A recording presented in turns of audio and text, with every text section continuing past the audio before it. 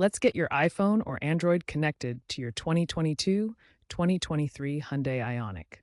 First, make sure Bluetooth is enabled on your phone and that you're within 3 feet of the car. Turn the Ioniq's ignition to ACC or on.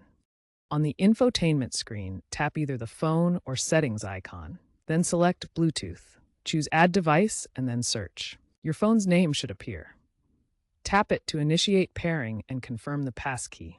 It's often 0 or an auto-generated code. After pairing, remember to enable Auto Connect for future automatic reconnections.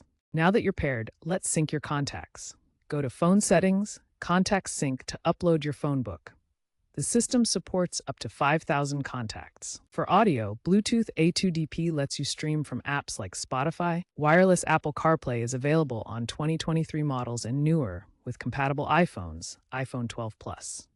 If you run into issues, delete the device from both your car and phone's Bluetooth settings and try again. For iPhone users, try disabling and re-enabling Bluetooth. Android users might need to forget the Ioniq's Bluetooth name in their phone settings. Also, keep your Ioniq software updated via the My Hyundai app to prevent connectivity issues, especially after iOS or Android updates.